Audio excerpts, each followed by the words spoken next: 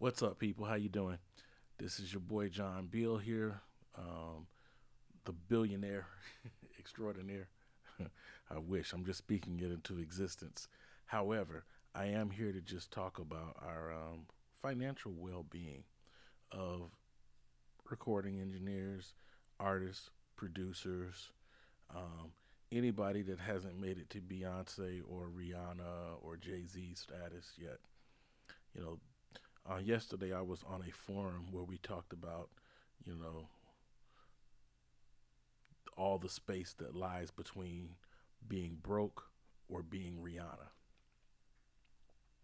And there's a lot of distance in that space. And so many of us have viable careers that people don't really know about. You don't necessarily have to be a household name to be very successful in this industry. All you have to do is do good work with the people that you come in contact with. Do good work and do good work for them and by them, and you can win. And then maybe you can graduate to that next level of, multi mega stardom. But if you don't, it's okay. Uh, I am living proof of this. Live in a fairly nice crib. My bills are taken care of, and I'm financially, pretty much financially independent. Um, no, I'm not rich, but I'm doing all right, and this is because of choices that I made with investing. Um, all of you musicians out there, studio owners, producers, creatives, in addition to your regular banking account, you need to have a brokerage account. You need to have some type of SEP IRA. That's a self employment IRA if you're self employed, or either some type of retirement account that is funded by your employer if you have, a job. You need a brokerage account to put most of your money in and find stocks and stuff that you enjoy.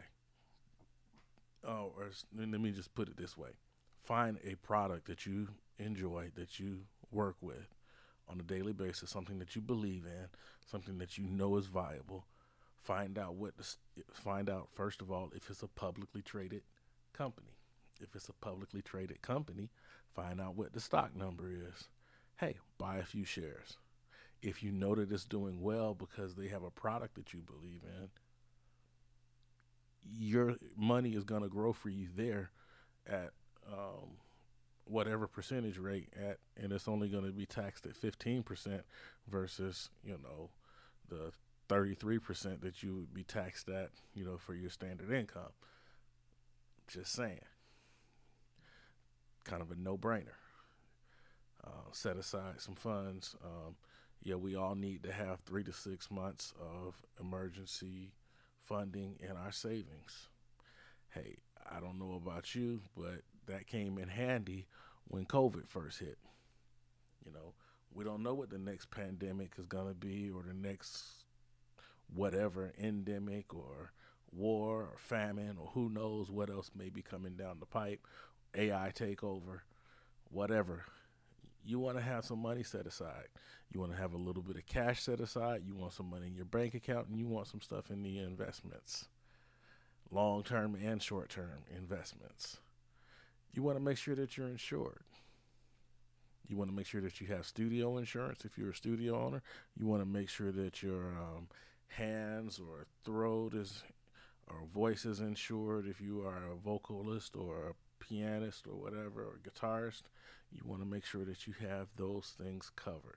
And they need to be a priority. You need to make yourself a priority with these things. All right. Um, that's just a little bit of what I wanted to share with you guys.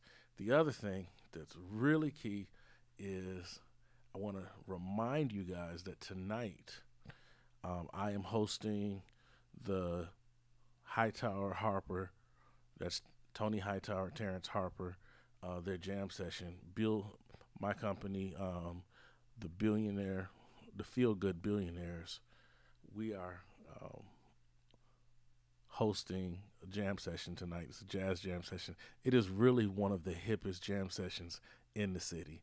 It's super cool. We have some wonderful musicians that come in on a weekly basis. Last week we had tap dancers. I'll probably post some things from that tonight. It's a $10 cover for you guys that want to come and support the arts. It's $5 for musicians that want to come and sit in. Um, it's jazz. Let's get it. Let's get it out. It's not an R&B jam session. It's not a country jam session. It's not a rock and roll jam session. It's a jazz jam session. That doesn't mean that it's all straight ahead. We're not doing smooth jazz. We're doing funk jazz, soul jazz. It's got to be hip. It's got to be swinging, or it's got to be grooving. All right. None of that vanilla lame stuff. We ain't doing it. All right. It's gonna be jamming. Um, but we are having musicians of all skill levels welcome to play. Welcome to come out and see what's going on. We have students from Georgia State, Clark Atlanta, people that are brand new out of school just coming in. We have seasoned musicians. Last week it was really cool. We had a bass player that was in his probably late 60s, late 50s, early 60s that was playing bass. 20-something-year-old on keys, 40-year-old guy on drums, and a whole bunch of people all in between on vocals and horns and doing. It was just a wonderful blessing. This is probably the one place where we don't care if you're a boomer, Gen X, millennial, Gen Z, whatever. Come on, have a good time. It's all about the music. The music is bigger than all of us, and it's bigger than these individual things that separate us. So we come and we want to just support the music. We want to support the art form, America's original art form. It's jazz. So it's at Handlebar. Handlebar is at 476 Edgewood Avenue. It's really on the corner of Edgewood and Boulevard. It's tonight. Terrence, the world-renowned trumpeter, Terrence Harper, not Terrence Howard. Terrence Harper is going to be leading the band tonight, and it's really hip. I mean, you have people like Kenny Banks Jr. that kind of come through. It's so dope. I don't really know how to say it any other kind of way. You want to be there. You want to be at the hippest jam session in the city. One of them, anyway. I think it's the hippest because I'm there and you know about it. All right. So, recap. I started off talking about financial independence for artists. The fastest way to do that is to pay yourself first. Meaning, if you make $200 on a gig, set aside 50 of it, put it into a some type of interest-bearing account, whether it's a brokerage account, whether it's a Roth, whether it's whatever. Put it in some type of interest-bearing account. You also need to have money set aside for retirement. You need to make sure that you are insured. I have my hands insured. If something comes along and I can't play, I am insured to up to 85% of my income.